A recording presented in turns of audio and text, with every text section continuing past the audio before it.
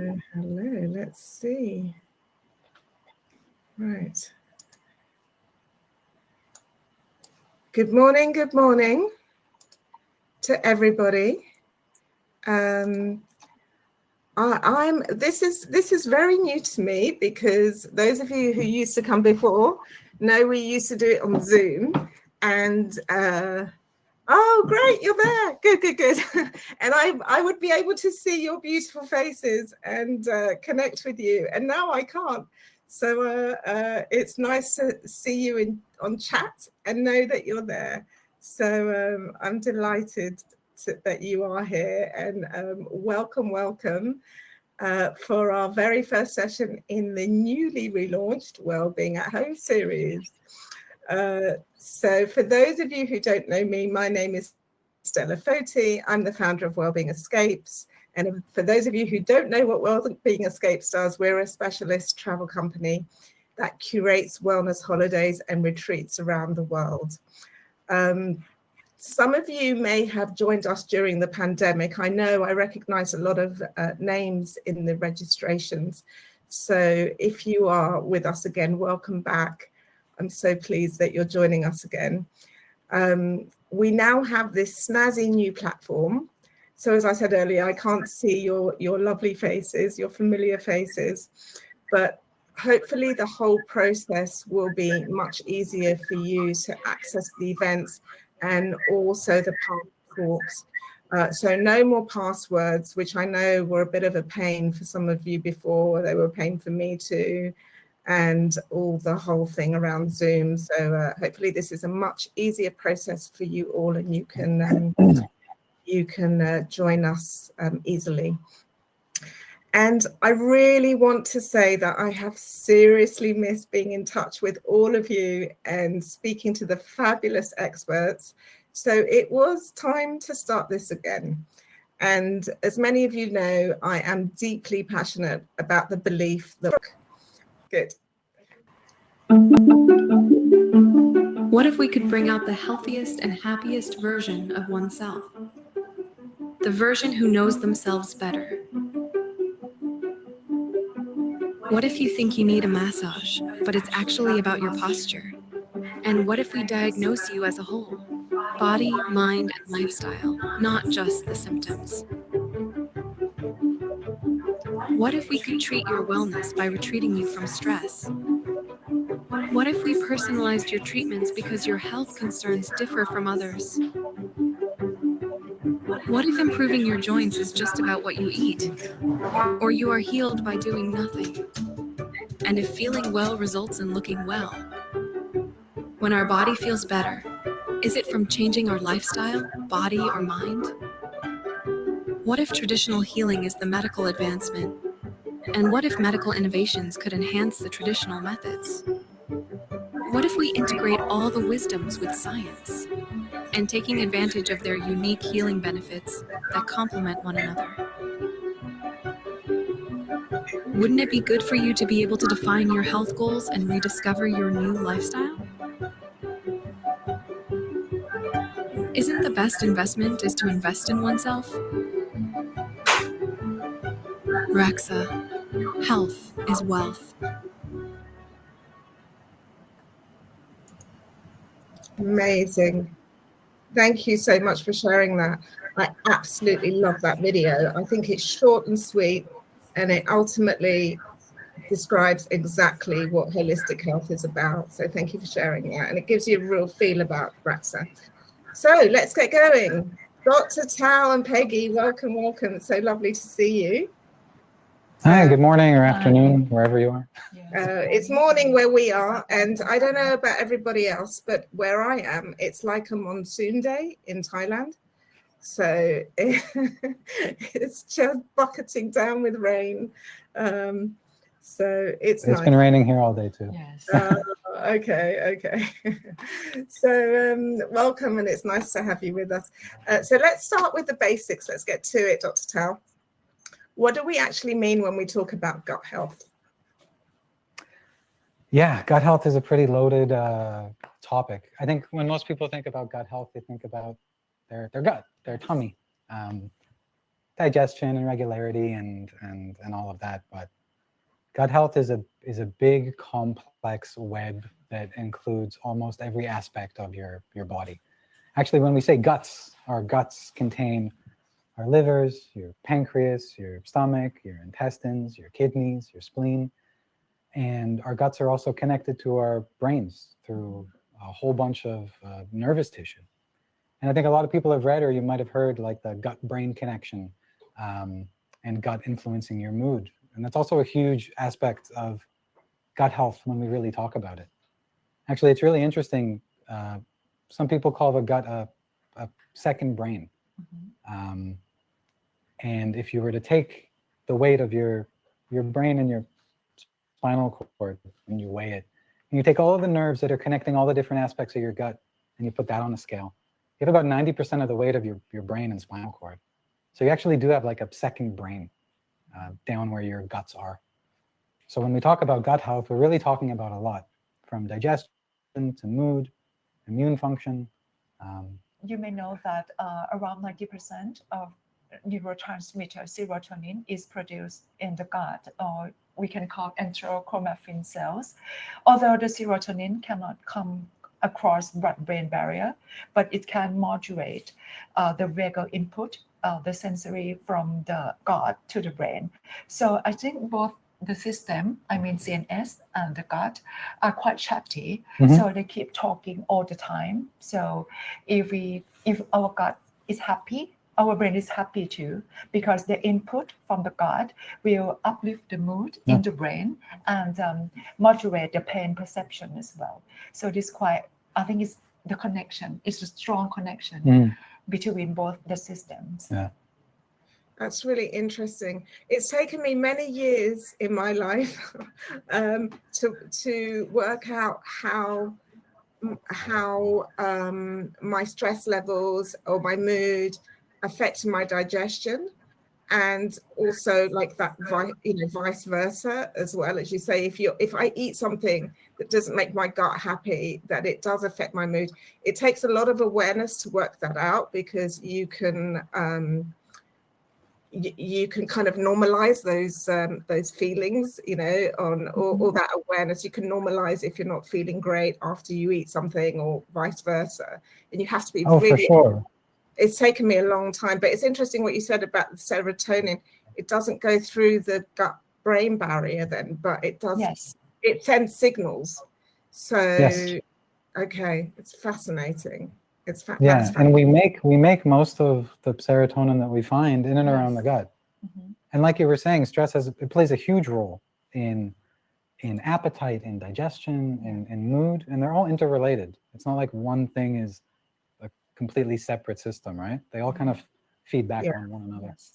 Yeah, I mean, the people who used to come to Wellbeing at Home before know that I'm always banging on about this, about how we are one system, we are one body with every part being connected to each other, and yet our modern medical practice kind of separates us. And so, if you go to see someone, a gastroenterologist, if you have gut issues, and then you go to see a neurologist if you have nerve issues, and so on and so forth.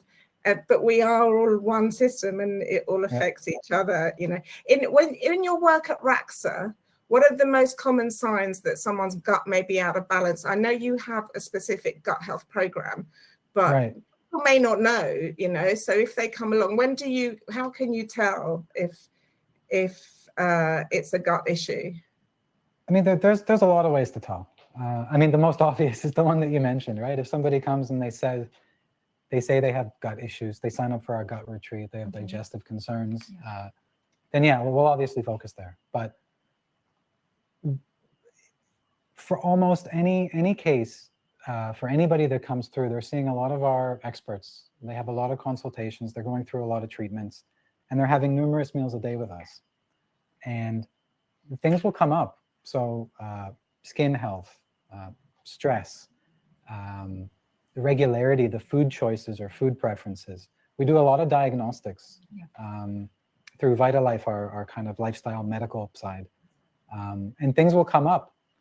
Actually, something really common that happens is we do a lot of treatments that focus on the gut, like body treatments, almost like a massage, but we're focusing a lot of time on the abdomen. And we'll get feedback from the therapist where they feel like pressure or tension in specific areas around the gut, and they'll let us know. So yeah, from so many different, I hope that answered the question, but we get input from so many different aspects of the assessments and diagnostics that we do. And we find that the gut's interconnected in so many different people's concerns as they come up. Yeah, absolutely. There's a question that's just popped up here about how is there a connection between gut health and skin? For sure. Yeah. I think the biggest way to think about like gut, skin, and gut immune is you think about your immune system's job, right? Your immune system's job is to protect you from the outside world for the most part. And if things are getting in, a virus, a bug, whatever, there's like three main entry points, let's call it. We eat it, we breathe it in, or it comes through our skin, right? Like we get a cut and we get an infection. So a lot of our immune cells, our immune tissues sit in those three areas, like the lining of our lungs where we breathe in our mouth, our gut, which is like a big open spot to the world, right? Yeah. And underneath our skin. So we have a lot of immune cells there. And if you have like immune reactions, sensitivities, inflammation in one area, they'll typically show up in other places. It happens a lot with kids. Kids that get like eczema, asthma, and gut issues, they usually come in that kind of triad of stuff, right? So yeah, they're really connected. Right. Yeah. And if we are talking about the microbiome, so we have a gut microbiome. We also have a skin microbiome as well. So if you have a poor gut microbiome, for example, dysbiosis, so actually it can trigger inflammatory cascade and some kind of have a negative impact on the skin health as well, just like dry skin, eczema, or inflammatory skin disease. So they are all connected. Can I just take it back to the basics there? What exactly is microbiome? Sure. So I think right now we have two terms that we are used interchangeably. The first one is microbiota, and the second one is microbiome. For me, if we're talking about microorganism, okay, we will go for microbiota. But microbiome is the complex. It's very complex. It consists of microorganism. It consists of the genetic profile. It consists of kind of environment that the interplay between the microbiota and the host. So I think the microbiome is very broad term that cover anything about the microorganism living inside the body. The whole world of little bugs that live inside you and how they're interacting with you is like the microbiome. It's like the easiest way to kind of to cover all the aspects. Right. There's some other questions here that I'll take at the end, but I just want to go back to the serotonin one because people were interested in that about serotonin is produced in the gut, but then travels to the brain and stays there. But it doesn't actually get to the brain, does it? It's signals that goes to the brain. So we could just go back to that point because that's a really interesting point. Yeah. Right. So I think all of you may have heard about the vagus nerve. Yeah. Yes, the vagus nerve. Yes, the vagus nerve. So we have a vagal afferent or the vagus input from the gut to the brain. On the vagal afferent, there is the serotonin receptor. So the serotonin produced in the gut act on the serotonin receptor on the vagus nerve. So the neural connections can stimulate the vagus nerve to send sensory input from the gut to the brain. This is how interesting. So it's the vagus nerve. This makes so much sense now because everyone's heard about the vagus nerve over and over about how we need to kind of reactivate our vagus nerve and but it's connected with the gut and the serotonin that goes. And I will give you another example. There is an anti-emesis medication. It's called ondansetron. So actually, the mechanism of this medication can block the serotonin receptor on the vagal afferent. So it can kind of interrupt the connection between the gut and the brain. So the benefit of this medication can reduce nausea and vomiting. This is a mechanism how the serotonin does work on its own way. Yeah, interesting. Okay, wow. So let's get into practical life. What are some of the things in modern life that can commonly disrupt the gut health? Even people who lead a relatively healthy lifestyle, like eat healthily and don't eat processed foods. Tell us some of the dangers out there around our gut health. Yeah, I think a lot of people think they're doing the right thing a lot of the time, and it's usually a small component of the whole, right? Like, I take these supplements, I'm eating lots of broccoli, I'm doing the right thing, but they're missing out on so much, right? Like, I'm sure some people have heard of food sensitivities, right? And the same foods don't always work the same way for different people. Right. Somebody does the carnivore diet, somebody does the paleo diet, somebody's going low carb, somebody's doing whatever. But that might not necessarily work for one person. And at the same time, you get people that want a really quick fix. So they get a few blood tests, they want to take supplements, they want to do something. But they kind of don't think about stress, they don't think about sleep, they don't think about movement, they don't think about all these other things. I mean, even air quality can impact it. In a super basic way, focusing on clean, not heavily processed foods, sleeping well, trying to find time for yourself, having healthy relationships, whether that's with food, with media, with work, with family, all of those things kind of play a role. Like, that's like the kind of basic stuff. I think what we do here really well also is we find those entry points for people where you can make changes, but have those changes work for you in your life. A lot of the science makes sense, but I think there's a bit of an art to the application of what we're doing, right? How do we take these kind of complex things and apply them to each individual person? Right.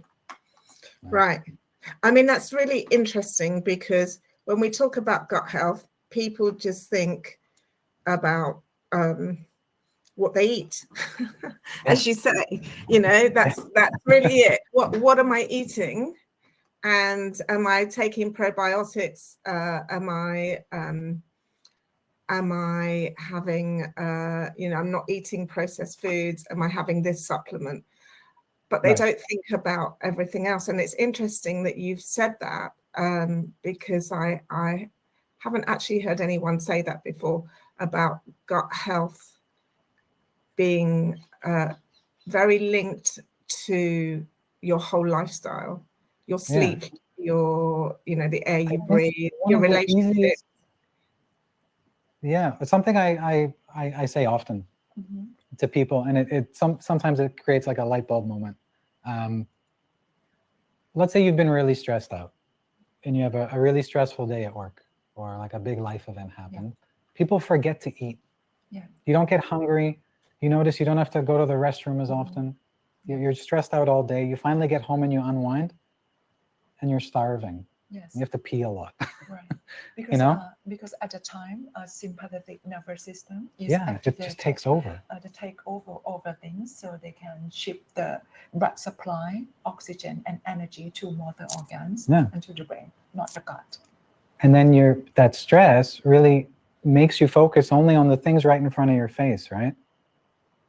And then that stress response, if you can unwind at the end of the day, disappears, and now you're starving. And you'll eat anything that's been in front of you. And it's such a key part of trying to do the eating healthy and remembering to take supplements and all of that. But it all goes out the window if you're not focusing on the other things too, right? And that's Peggy, such a common thing. sorry, Peggy, can I just come back to what you said there about the sympathetic nervous system? I just want to expand on that quickly. You said that your sympathetic nervous system kicks in if you're stressed or you've had like a bad day, and all the oxygen goes to help motor organs, to muscles. Yeah, to your organs. For fighting or fighting. Yeah, for fighting. And so let's talk about then, because we touched on it earlier when we talked between us about rest and digest. And because I don't know, people must have heard that, the parasympathetic and the sympathetic nervous system. I'm sure people have heard about that. And moving between the sympathetic nervous system to the parasympathetic, and the sympathetic is fight or flight, which is when you say where your body kind of kicks into gear, the oxygen goes to the organs so that you can keep moving and keep existing. And then when you go into the parasympathetic, it's about rest and digest. Let's talk about that a little bit, please, so you can explain to us what rest and digest actually means. I think it's fall into the laws of duality. So we always have two components. Just like if we talk about traditional Chinese medicine, so we have a yin and yang, right?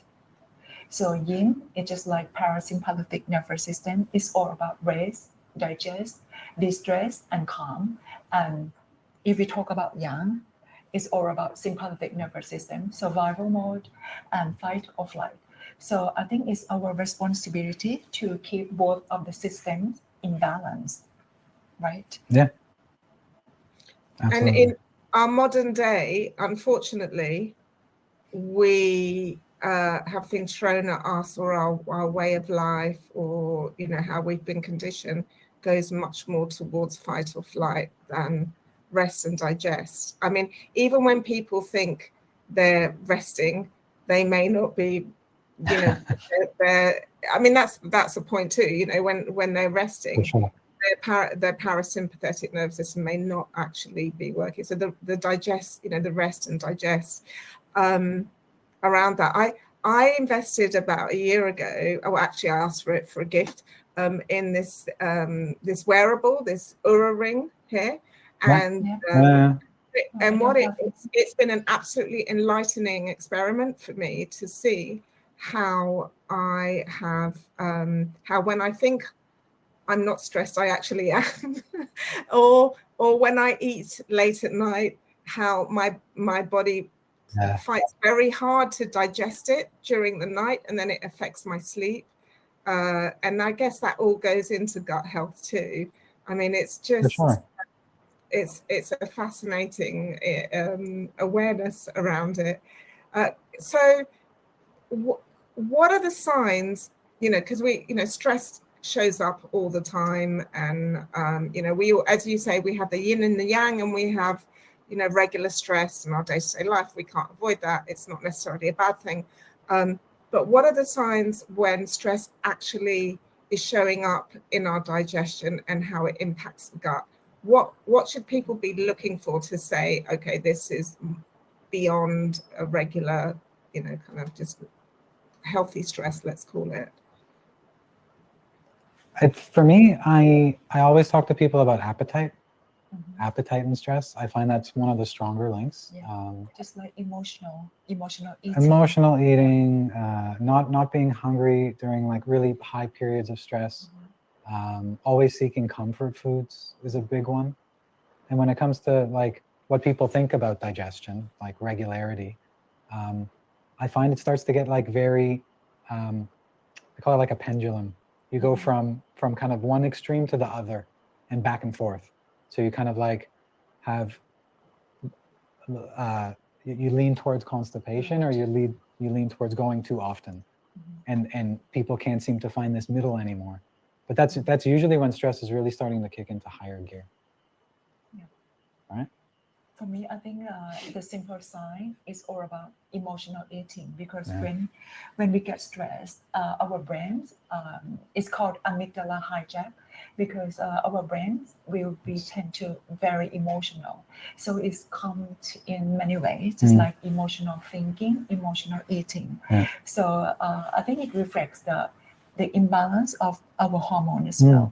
So for example, if we get stressed, our cortisol hormone or stress hormones get high. Yeah. So it can force our brain to look for some comfort food, some sweet, something like that, because actually it comes with the instant energy to allow our body to fight back the stress. So this is I think a simple indicator that I always love to have a look at that. And how should people deal with that? I mean, if you like, one part is awareness of it. So if you're aware of it, you know, I had that last night. I wanted a bit of ice cream, you know, because I'd had a long day and a tiring day. So I wanted a bit of ice cream, but I knew it. I knew that I was doing that. Now, what should I have done instead? It depends on you. Yeah. I think it's different. It's different for everybody, right? But you need, so awareness is key. Yeah. And you were saying, you know, an Aura ring, the Whoop bands, all of that stuff is great, because it's also allowing you to tailor your not just your lifestyle, but you can see what kind of an impact eating a pint of ice cream has, or going to a yoga or a Pilates class, or spending time with your family, doing a puzzle or a board game, right? All of those can be outlets, and having that feedback mechanism, doing assessments and diagnostics and stuff is also useful, because you can see what's working better for you than it might be for others, right? I used to work a lot with athletes, and we'd have to be really careful, because if you push them too hard, if they go and do more exercise, they'll burn out quicker. And if they're having troubles at home, we can't push them as hard. So you need to have feedback, and you need to know if these things are working. Right.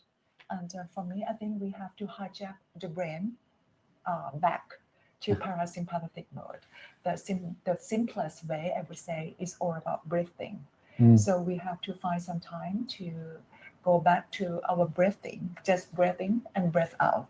So I think it's the very easiest way to kind of switch on the parasympathetic nervous system. And this is the reason why our gut health and immunity support program at RAKxa, we incorporate pranayama or yogic breathing into the package. So it's around our guests with a gut issue to restore the internal balance.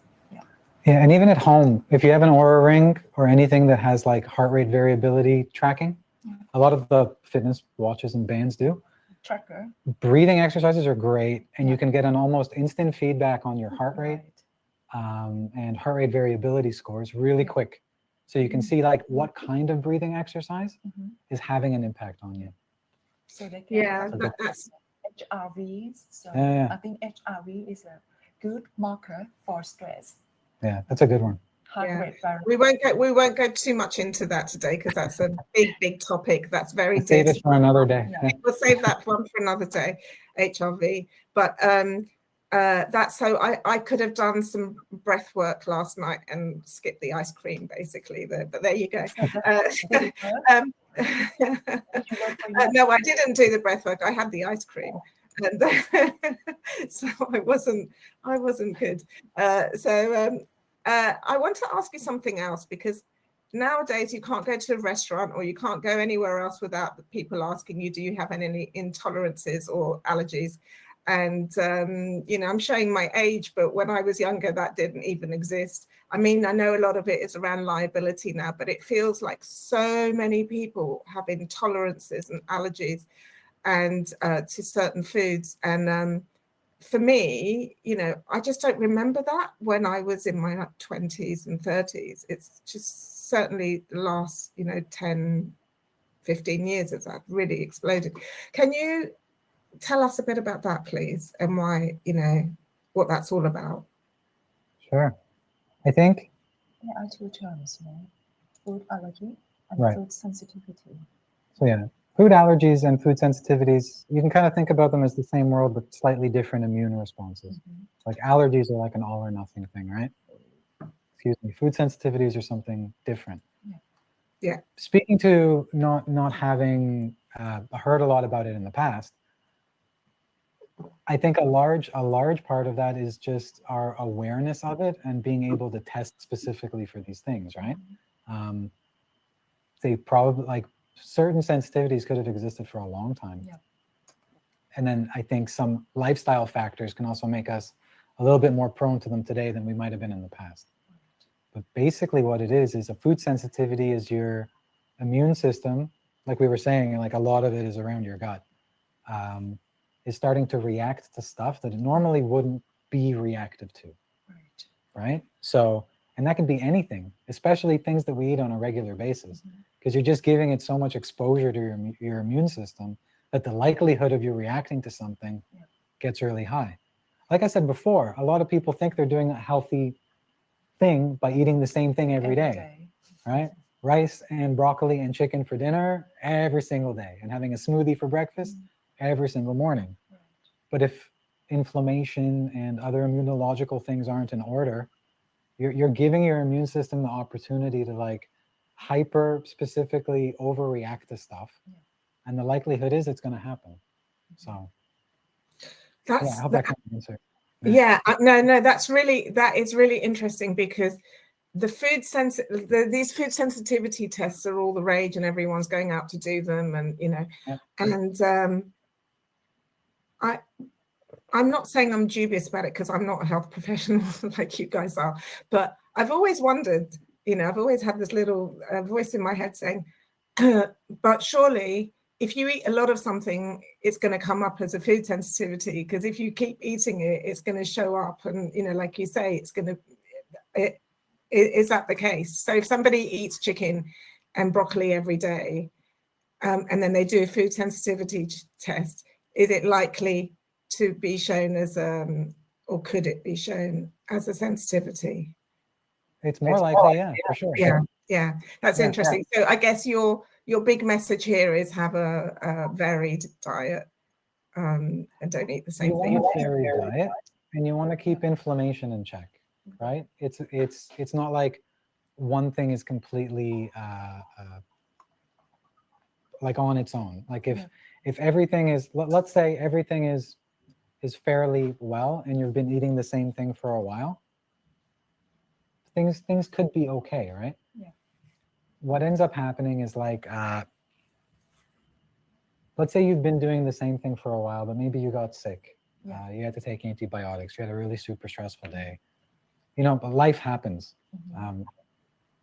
Then the likelihood of you reacting to something because it's there all the time goes up. Does that kind of make sense? In medicine, there's like a dose response curve. Yes. The more of something you have, the more likely it's going to cause a problem at some point in time. Okay. And it's the dose and the regularity of that dose. Okay. I mean, that leads on nicely to the subject about antibiotics. Right. So we know that antibiotics are, a game changer and are necessary at times. But what is your message around that, and what impact do they have on our microbiome and the recovery afterwards? Because I think the rational use of antibiotic nowadays is very, very problematic. The purpose of antibiotic is all about killing bacteria, right? And right now, normally in clinical practice, the physician normally prescribe a broad spectrum antibiotics that can kill both pathogenic and beneficial bacteria at the same time. So this is a reason why if we take lots of antibiotics, it can kill all of them in our gut, in our system. So it's a very big problem. So you may have a quick question. What should I do if I have to take antibiotics? Can I take antibiotic along with, can I take probiotic along with antibiotics? Or should I take probiotic after finishing antibiotic? Mhm. You may have a question like this. Yeah. So Yeah. I would say it depends on the strain, the probiotic strain that you take. For example, if you want to prevent antibiotic-induced diarrhea, for example, and antibiotic you take is intend to kill bacteria. So if you take probiotic yeast, just like Saccharomyces boulardii, to prevent this side effect, I think it's going to be fine. But if you take a probiotic bacteria, it doesn't work because antibiotic in your bloodstream can kill probiotic bacteria. You get the picture. Yeah, I think I get the picture. So it depends what type of probiotic you take, is what you're saying. Okay. If you can type or get someone to type in the chat what probiotic people should take, that would be helpful. Or we could do that. You know, we could do that at the end as well. We could pick that up. Yeah, I will show you the slide. There's a probiotic yeast called Saccharomyces boulardii. I can type it. Okay. So but you can go ahead while I type. No big deal. Yeah. Okay. So that's interesting because how long? Saccharomyces boulardii is the one. Okay. Rosie is. Yeah, I see it in the Rosie, chat. That's the right one. Yeah. Okay. So that's. Oh, this is the yeah. So if you're a big fan of red wine, if you're a big fan of pastry, if you're a big fan of beer, so we may have heard about Saccharomyces cerevisiae, it's a yeast, but it's not probiotic. So yeah, people like to call this like a probiotic yeast. It's like a beneficial strain of yeast. So if you're taking an antibiotic that kills bacteria, it won't kill the yeast. Yeah. So this is a good one to take alongside antibiotics. Yeah. But after a course of antibiotics, then you can start supplementing with bacteria again, like beneficial bacteria. Beneficial bacteria. We may have a look at the slide for the backup. This is the probiotic strains that we normally give to our clients after colon hydrotherapy. So it's kind of probiotic supplementation after receiving colon hydrotherapy to remove the fecal matters inside the colon. Yeah, so this is what we use after like flushing somebody's system. So it's quite easy. I think most we of the can names, share. most of the name you are familiar with that, just like Lactobacillus rhamnosus, GG Bifidobacterium animalis, Bifidobacterium longum. So if you take any kind of probiotic supplementation, I encourage all of you to have a look at the label to check the availability of these strains on the label. Okay. Yeah. Can you just type those two as well in the chat, please? That would be useful. Yeah, we'll do it. We'll do it after. There's a bunch. Afterwards. Afterwards. And you can stop sharing the slide now because I think. And most importantly, if we talk about probiotic, don't forget to take prebiotic at the same time. Don't forget to take prebiotic at the same time as a probiotic. So much there to think about. A lot. That is a lot because most people don't know this, and most people will take the probiotic after the antibiotics, and then isn't it the case that even 2 years after you've taken an antibiotic, it could still leave kind of the damage to your gut bacteria, your microbiome? Is that what they say? No? Yeah, everybody's a bit different, but basically you can think about the microbiome, all the stuff you have there. It changes over time, right? And it changes with exposure to different foods. Your genetics do play a role, but exposure to different foods, the environment that you eat, the water that you're drinking, every course of antibiotics you've ever taken has killed off a bunch. Other medications, even like Tylenol, paracetamol, Panadol, they can kill stuff off. Ibuprofen can kill stuff off. Other prescription medications, drinking. So yeah, every time you've ever taken antibiotics, it's changed your microbiome from what it used to be to what it is now, for sure. So yeah, a lot of stuff has changed. Do you recommend then taking probiotics regularly, generally? Or only when you have an issue? It depends on what your goals are, right? Okay. There's certain probiotic strains that are really good for your skin. There's certain Yeah, probiotic strains for that are brain good. health. Brain health, Yep. immune support, digestion. But then I usually do recommend taking them for a certain amount of time. Yeah. Right? Like not And forever. observe Yeah. your conditions. Yeah. Gosh, we're running. We've got so much to get through still, so I'm going to drag because we're running out. This is such a fascinating subject. So, how about the hero foods then? What are the hero foods? Even if they're making small changes in their lives, like what should people be eating to help their gut health? You know, what are like the top? It should be our Three. food. Our food.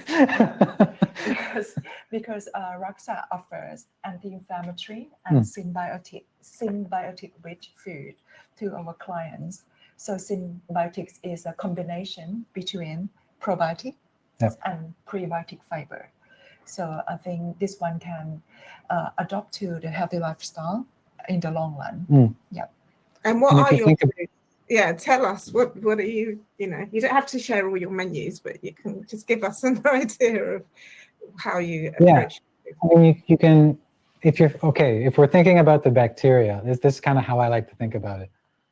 The little bugs that are good for us, they typically eat healthy food too. Yeah.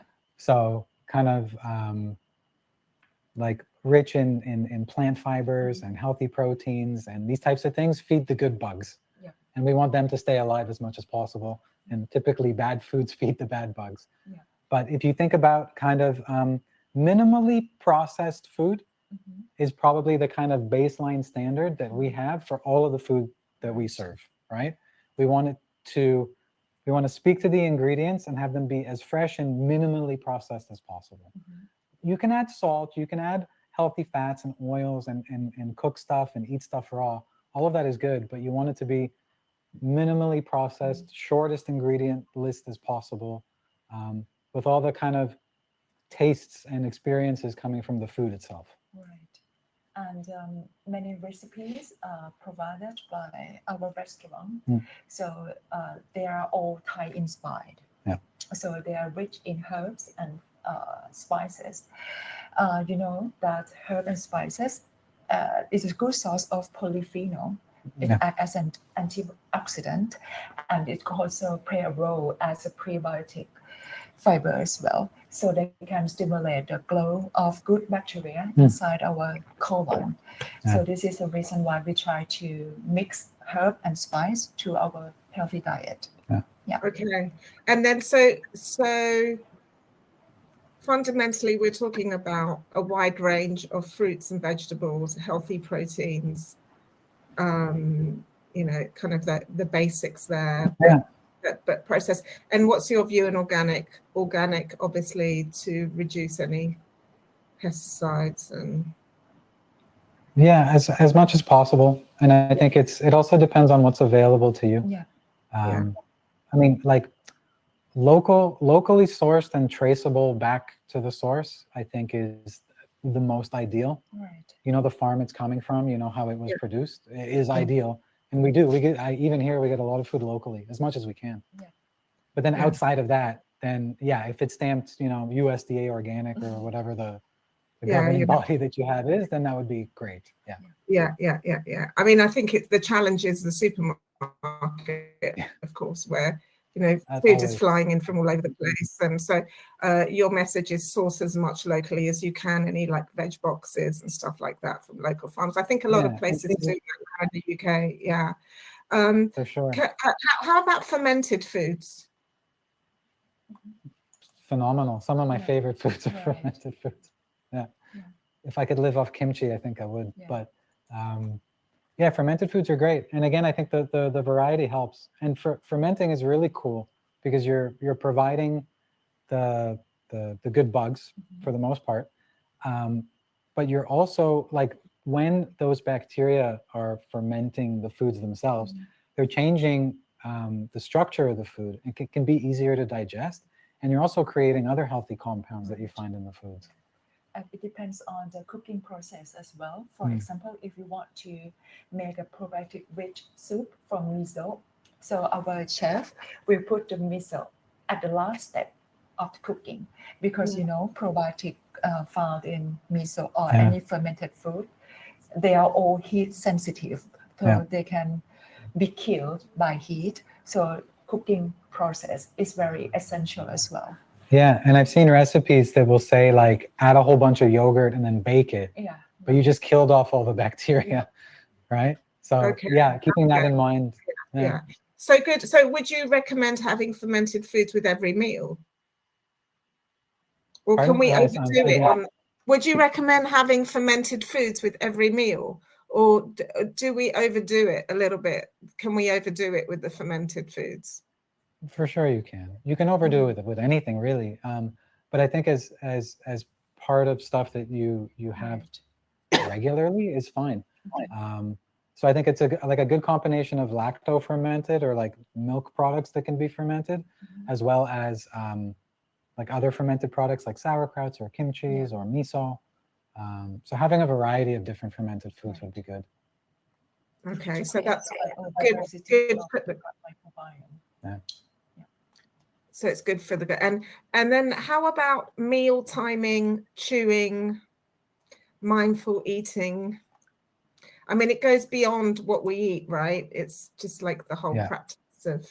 I'm actually really glad you brought that up. It's one of the things that we hear so much from the guests that we have here, because when you're here on a retreat, we typically have pretty regular meal times, like breakfast, lunch, and dinner at roughly the same time every day. And we get a number of comments from guests. So number one, they feel more regular, and that's a combination of the treatments and the foods and the meal times. But another thing, and I'll go back to appetite again, is that people notice they get hungry right around the time that we're serving meals. And it's such a big part, I think, that people miss out on when it comes to gut health, is having that regular meal time. Trying to keep to the same time every day. And then chewing, also super important. Like we were saying, the gut starts here really, right? In your mouth when we're actually breaking down food. So yeah, chewing a super important part. And then mindfulness that we were speaking about before, actually.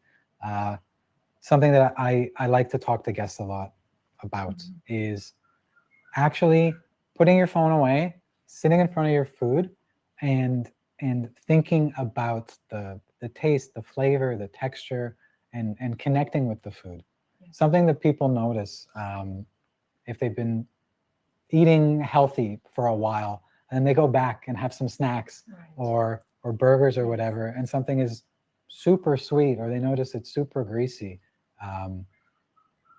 you kind of miss out on that. And I think that kind of connecting and taking time and being mindful and really connecting with the food that you're eating is important, for sure. And meal timing is very important as well. If we talk with our Ayurvedic doctors, she will recommend to eat a big meal between 10 a.m. to 2 p.m. because at that period of time is a pitta time where the digestive fire is the strongest. So our body has the strongest ability to digest the food, increase nutrient assimilation. So meal timing is very essential at RAKxa as well. Yeah. I mean, that's the big challenge of the Western world, is our main meal is in the evening because of work times and stuff. And that is a big challenge. As I've experimented with both and seen the difference in everything, really. If you can have a bigger meal at lunchtime, I would highly recommend it on all levels. Okay, we've got less than 5 minutes. I'm going to look at some questions here. We've taken some of them as we've gone along. This is another big subject. Maybe we can do that another day. Gut health. How does gut health impact women versus men? Recycles and perimenopause, hormone changes. Can that be managed through food? I know that we could probably spend an hour answering that question, but absolutely. yeah. And any top line on that, or any what can we do to Yeah, the gut can influence hormones and vice versa. So I think, like a lot of the stuff that we do here, it would start with doing the right diagnostic work and assessments at the beginning, and then fine tuning based on that.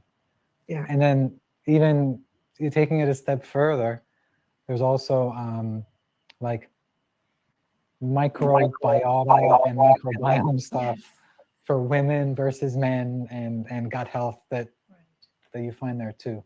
So yeah, I think really starting from really understanding where you are now, diagnostically, like doing the right assessments, diagnostics, and working from there. And then you can use those same diagnostics as like a measuring tool or symptom management, kind of depending on what you have access to and where you are. Yeah. The other, fasting, supplements. I mean, all of that. I can tell you my own experience. I used to fast, and then it was actually the wrong thing for me once I did very detailed tests, and I did that at a retreat and learned all kinds of things about my own biology, because there's lots of health trends out there. And I think it comes back to you, Dr. Tal, saying, not everything is right for everyone, and you have to really understand who you are and your own state of health, your own biology. Yeah. And fasting is just a tool in a big toolbox. It's not the end all be all anything. If you fast all day and then eat McDonald's for dinner, like what was the point, right? So it's just a tool. Is it a tool that some people can use to their advantage? Absolutely. But again, it's like it's part of a larger framework of stuff, right? Yeah. I mean, my very top line on that, on fasting, is I think especially if you're a woman and you're in an active hormonal stage of your life, or you're going through perimenopause or menopause, don't fast, because it is like the worst time to do that. And a lot of what I found is a lot of the point about fasting, it's coming from male health experts, and a lot of the testing and the peer review studies and all of that is done on men and not women. So I think that's something to be aware of, but we'll cover that. I think maybe we'll cover that in another session, another time. It's a good question. Thank you, Mary. Yeah, I think we have to think about it carefully, because if we do fasting, it can make our body get stressed. When our body gets stressed, it can disturb all the functions of the gut. It can create a negative impact on our gut-brain axis as well. So I think fasting is good, but it should be personalized. Yeah, I absolutely agree. Yeah, very, very good. And then there's a question here about when's the best time of day to take probiotics? Before the first meal of the day.